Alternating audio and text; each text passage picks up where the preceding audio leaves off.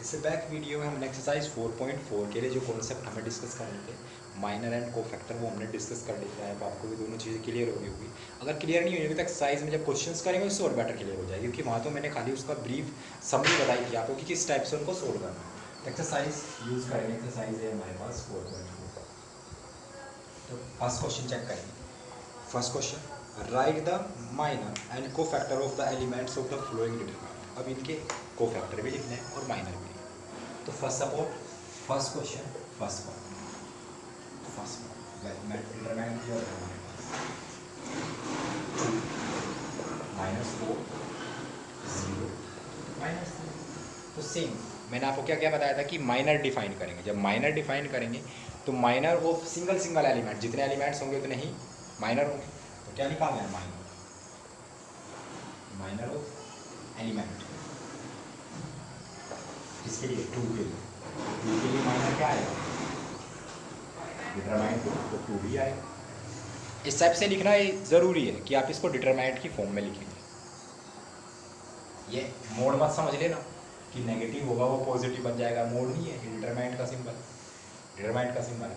Then इसके लिए check करेंगे, -4 के लिए चेक करेंगे तो क्या लिखेंगे? -4 इज इक्वल टू -4। अब देखो मैं यहाँ पर क्लियर बता रहा हूँ, ऐसे नहीं समझना है कि ये -4 एलिमेंट से लिखेंगे -4, तो ये मोड नहीं है।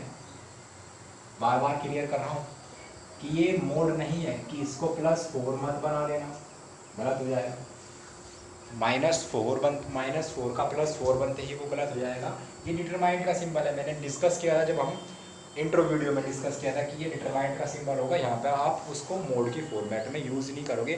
मोड क्वेश्चंस में क्लियरली गिवन दिया होगा कि मोड, कहीं अगर मोड यूज़ होगा तो वो मोड दिया होगा, बट डिटरमाइंड पढ़ रहे हैं, मोड नहीं पढ़ रहे। यानी डिटरमाइंड का सिंबल है -4 ही रहेगा। देन 0 के लिए चेक करेंगे तो 0 के लिए 0 ही आएगा।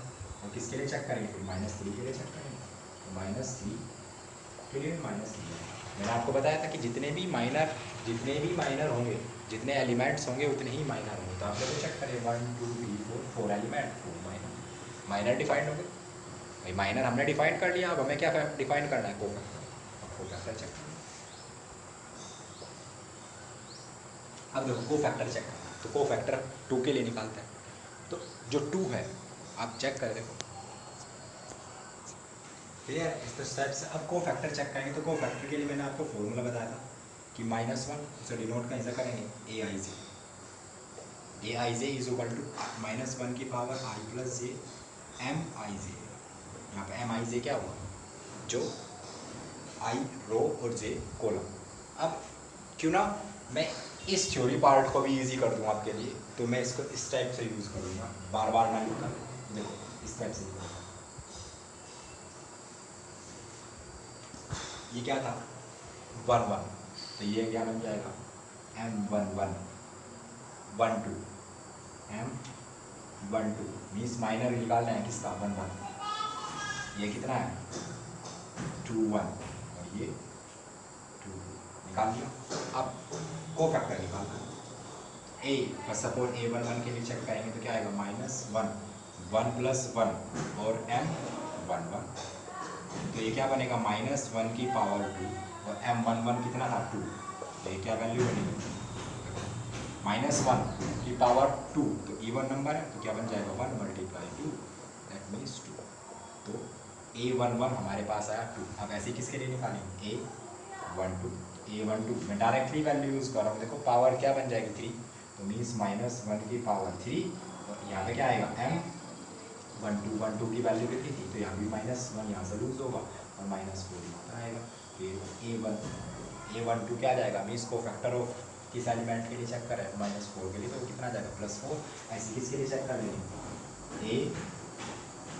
a21 के लिए निकालेंगे तो यहाँ की वैल्यू क्या बनेगी? 3। और किसकी रिक्वायरमेंट होगी? मैं डायरेक्टली वैल्यू यूज़ कर रहा हूँ 0, तो जब इसकी 0 से प्रोडक्ट करेंगे तो वैल्यू 0 ही होगी। सेम क्या निकालेंगे? a22 में पावर कितनी बनेगी? 4 और -3, तो ये वैल्यू क्या आएगी? -3। क्लियर? तो इस टाइप से वैल्यू निकालना है। क्लियर? ऐसे ही 2/2 और ऐसे ही 3/, अब एक 3/3 के लिए बता देता हूँ। तो सेकंड वाला जो पार्ट है इसमें देखो सेम कुछ नहीं करना है, बस खाली आपको ये ध्यान रखना है कि 2/2 का मैट्रिक्स होगा तो जो उसका माइनर होगा, जो एलिमेंट होगा वो ही उसका माइनर होगा। जब को फैक्टर निकालेंगे तो को फैक्टर के लिए फॉर्मूला रखना है या ए आई जे इज इक्वल टू -1 की पावर आई प्लस जे एम आई जे, जहाँ पे आई क्या है, रोज है, और जे क्या है, कॉलम है। क्लियर? तो मैं रफ कर रहा हूँ, आगे पार्ट चेक करेंगे। सेकंड पार्ट आपको सॉल्व करना है सेम बिल्कुल एज इट इज। अब थर्ड पार्ट चेक करें। थर्ड और फोर्थ में जो वैल्यू दी गई वो 3/3 के डिटरमाइंट दिए हैं। तो थर्ड पार्ट में जो डिटरमाइंट दिया 1 0 0 एंड 0 1 0 0 0 1, ये वैल्यू। अब देखो मैं सेम सोल्ड में ही निकालूंगा M11, आप भी इसी टाइप से यूज़ करें कि M11। अब M11 ये रो और ये कॉलम हाइड हो जाएगा, तो यहाँ पे वैल्यू आप चेक करें, देखो क्या वैल्यू आएगी, 0 1 0। पहले मैं इसके डिटरमाइंट फॉर्म लिखूँ ऐसे ही M12 और स्टेप से निकालें, ये कॉलम और ये रो हाइड हो जाएगी, क्या वैल्यू आएगी, 0 1 सॉरी 0 0 0 1। ऐसे ही किसके लिए निकालेंगे, M13, तो सेम चेक करें, ये कॉलम है ये रो हाइड हो जाएगी, 0 1 0 0। अभी मैं सोल्व नहीं कर रहा हूँ, ऐसे किसको निकाल लें, M21 निकालेंगे, तो 2 1 निकालेंगे, ये कॉलम और ये रो हाइड हो जाएगी, तो वैल्यू क्या आएगी, 0 0 1 0। ऐसे ही M22 निकालेंगे, तो M22 ये रो और ये कॉलम हाइड हो जाएगी, तो वैल्यू क्या आएगी, 1 0 0 1। अभी सोल्व नहीं कर रहे हैं। फिर M ये हमने क्या निकाला 2 2 और M23, तो 2 3 ये रो और ये कॉलम, तो 1 0 0 0। अब ऐसे 3 3 के लिए निकालेंगे, M31, तो 3 1 थर्ड रो फर्स्ट कॉलम, 0 0 1 0। ऐसे क्या निकालेंगे, M32 third row second column, 1 0 और 0 0। अब ऐसे ही लास्ट रह गया M33 में चेक करें, थर्ड रो थर्ड कॉलम, 1 0 0 1। अब देखो मैं सोल्व कर देता हूँ। अब देखो जब इसे सोल्व करेंगे तो ये क्या रिप्रेजेंट करेगा, 1। इसे सोल्व करेंगे तो ये 0 रिप्रेजेंट करेगा, ये भी 0 रिप्रेजेंट करेगा। यहाँ से 0 वैल्यू आएगी, यहाँ पे 1 आएगा, यहाँ पे 1 आएगा 0, और ये भी वैल्यू 0 देगा और ये वैल्यू 1 देगा। ये वैल्यू निकालनी है। तो स्टेप से हमने क्या क्या डिफाइन किया, M11 means minor element first row first column के लिए 1 के लिए, ऐसी 1 2 1 3 M32 sorry M21 M22 M23 M31 और M32 और M33, ये हमने डिफाइन कर लिया। तो मैंने साइड में लिख लेता हूँ, यहाँ पे लिख रहा हूँ मैं M11 कितना है हमारे पास 1, M12 कितना है हमारे पास 0, क्योंकि ये यूज़ होंगे को फैक्टर निकालने का। M13 हमारे पास कितना है 0, M21 कितना है हमारे पास 0, और यहाँ पे चेक कर लो, और M22 कितना है हमारे पास 1, और M23 कितना है 0। ऐसे M31 कितना है हमारे पास 0, M32 कितना है हमारे पास 0, और M33 कितना है 1। अब देखो हमने क्या क्या फाइंड किए, फर्स्ट ऑफ ऑल हमने इनके माइनर फाइंड कर दिए, तो माइनर मैंने सबके ऊपर साइड में लिख लिए। अब आपको ये डिफाइन करने आ गए होंगे, सेम कुछ नहीं करना है, जिस एलिमेंट के लिए हम यूज़ कर रहे हैं वो एलिमेंट जिस रो और जिस कॉलम में लाई कर रहा है, उस रो और उस कॉलम को वहाँ पे हाइड कर देते हैं। जैसे फर्स्ट एलिमेंट है तो फर्स्ट रो और फर्स्ट कॉलम को यूज नहीं करेंगे, क्योंकि फर्स्ट तो ये जो वैल्यू लेफ्ट रहेगी वही लिख देंगे, हम सिंप्लीफाई कर लेंगे तो वो डिटरमाइंट लेफ्ट आ जाएगा। क्लियर? तो ये मैंने साइड लिख लिया। अब क्या निकालेंगे, अब को फैक्टर निकालेंगे, तो हमने माइनर निकाली सब। अब देखो इस टाइप का क्वेश्चन नहीं आएगा, ये प्रैक्टिस के लिए है। अब फॉर्मूला क्या यूज होगा, को फैक्टर निकालने के लिए ai j -1 की पावर i प्लस जे और m i j। अब फर्स्ट निकालते हैं 1 1 के लिए। अब जब 1 1 के लिए निकालेंगे तो -1 की पावर 2 और m11 तो ये फॉर्मूला यूज करेंगे। अब a11 निकाल रहे हैं तो इसकी कोई -1 की पावर 1 प्लस 1 तो 2 बन जाएगा, और m11 कितना है 1 या m11, तो ये तो 1 रिप्रेजेंट करेगा, तो 1। अब मैं देखो मैं डायरेक्टली लिख रहा हूँ वैल्यूज को, तो आप जैसे a11 क्या आएगा 1, 1 2 0 था तो 0 ही बन जाएगा, A 1 3 0 था तो A भी 0 बन जाएगा क्योंकि M11 0 M13 0 था।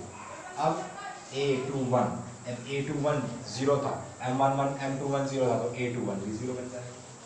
ऐसे ही और चेक करेंगे A22, अब M22 1 था, अब देखो M22 चेक करें 2 और 2 4 तो पावर 4 रहेगी तो पॉजिटिव वैल्यू रहेगी। ऐसे A21 निकालेंगे, सॉरी 22 हो गया, A23 0 था तो 0 बन जाएगा, A31 0 था तो 0 बन जाएगा, A32 0 था तो 0 बन जाएगा, A33 क्या बनेगा सर, क्योंकि 3 और 3 6 -1 की पावर 6, तो इस टाइप से हमने डिफाइन कर लिए, ये माइनर निकले और ये कोफैक्टर निकले। तो सेम फॉर्मूला यूज़ करेंगे और आप प्रैक्टिस होगी क्योंकि इस एक्सरसाइज में प्रैक्टिस करा रहा है, आगे इन क्वेश्चंस को यूज़ होगा। क्लियर? तो इस टाइप से हम मैंने थर्ड पार्ट सोल्व कर दिया, एज इट इज़ बिल्कुल सेम एज इट इज़ ये क्वेश्चन नंबर 4 उसे आपको वीडियो सेम। क्लियर? बस ये ध्यान रखना और सोल्व करते रहना। क्लियर? अगर कुछ प्रॉब्लम हो तो वीडियो को एक बार बैक करके देख लीजिए, समझ में आ जाएगा। क्लियर? वैसे इजीली मैंने समझाया, एक्सप्लेन किया है, मैंने कोई फास्टली नहीं बोला है, मैं सिंपल इजीली फॉर्मेट से आपको ये बताता जा रहा हूँ। ऐसे ही हमने ये कॉन्सेप्ट, यही कॉन्सेप्ट मैंने आपको बताया था इंट्रो पार्ट में, जब इस हमने इंट्रो कर रहे थे माइनर एंड कोफैक्टर। तो सेम कोफैक्टर के लिए फॉर्मूला डायरेक्ट यूज़ होता है और माइनर के लिए मैंने आपको बताया 2/2 का मैट्रिक्स होगा तो जो जिस एलिमेंट होता है उसका वही माइनर होता है, बट 3/3 के लिए चेंज हो जाती है कंडीशन। जिस रो किसी भी एलिमेंट के लिए चेक कर रहे हैं तो जिस एलिमेंट के लिए चेक कर रहे हैं वो एलिमेंट जिस रो जिस कॉलम आएगा उसको हाइड कर ले, बाकी जो वैल्यू होगी उसे डिटरमिनेंट में लिखे सोल्व कर ले, माइनर निकल जाएगा। क्लियर? अब नेक्स्ट क्वेश्चन पे चेक करेंगे using cofactor of element the second row. अब देखो अब की बार सेकंड रो के लिए निकालने के कहा है, बाकी और के लिए नहीं निकालेंगे, तो सेकंड रो के लिए निकालेंगे। तो एज इट इज़ आप थर्ड क्वेश्चन में कॉलम आपको कोफैक्टर निकालना है, थर्ड क्वेश्चन भी आप यूज ऐसे एज इट इज़ आप फोर्थ चेक करेंगे using cofactor of element third column, third column के लिए ही निकालना है। तो फोर्थ क्वेश्चन भी एज इट इज यूज हो जाएगा, खाली कोफैक्टर निकालना है, माइनर निकालना पड़ेगा। ठीक है? तो माइनर सबके मत निकालना, जिस कॉलम के लिए जिस रो या जिस कॉलम के लिए यूज़ करने को कह रहा है खाली उस कॉलम और उस रो के ही माइनर निकालना। क्लियर? एज इट इज़ तो थर्ड और फोर्थ क्वेश्चन भी आपको डू योरसेल्फ करना है, एज इट इज़ ये क्वेश्चन। अब इसके बाद नेक्स्ट चेक करें कि जब आप चेक करें क्वेश्चन नंबर 5, तो क्वेश्चन नंबर 5 में आप चेक करें कि कंडीशन आपके पास क्या दे रखी है कि if determinant is equal to value दे रखी है, तो मैं वैल्यू लिख लेता हूँ, मैं रफ कर रहा हूँ इसमें।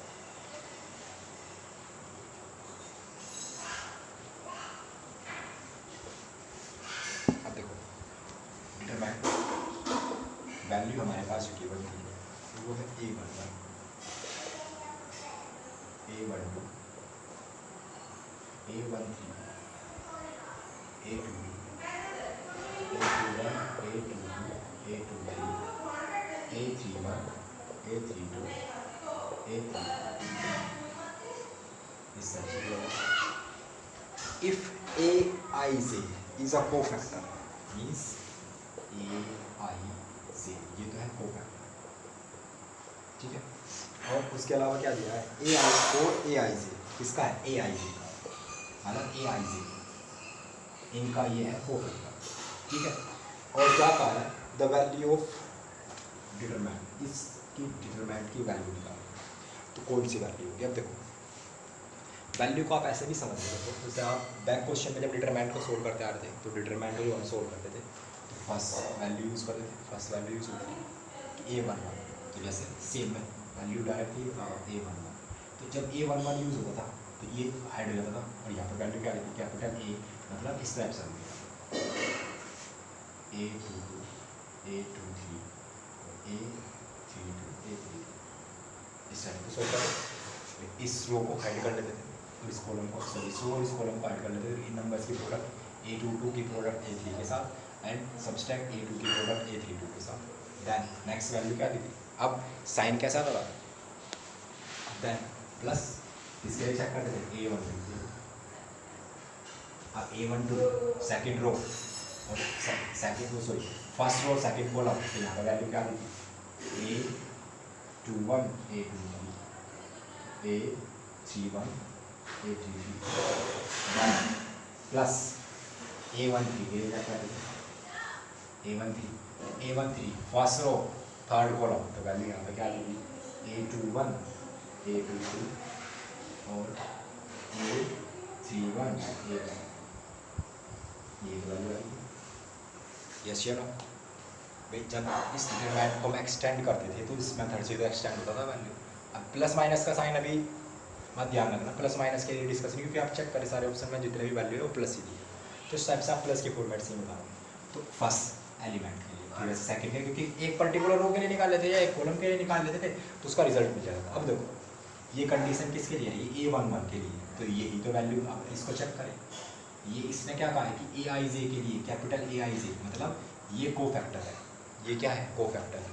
अब ये देखो, ये चेक करो, ये कोफैक्टर ही तो है, क्या है कोफैक्टर। कैसा है देखो, मैंने फॉर्मूला बताया था Aij इज इक्वल टू -1 की पावर i प्लस जे और m i प्लस जे। ये नहीं बात क्या कि ये माइनर है, नहीं भाई, जब माइनर से क्या निकालेंगे कोफैक्टर, तो ये कोफैक्टर यू बन जाएगा इस टाइप से भाई। माइनस इसको मैं ऐसे लिख सकता हूँ भाई, -1 क्या था 1 + 1, तो ये माइनर ही तो है, यही तो माइनर है, ये कुछ इसकी वैल्यू, इसकी कुछ वैल्यू, तो ये जो पार्ट बनेगा ये क्या बन जाएगा, तो ये इस टाइप से बन जाएगा डिटरमाइंट 1 1, तो ये कैपिटल A11, क्योंकि कोफैक्टर को हम डिनोट करते हैं कैपिटल A से, प्लस A12 तो कैपिटल A12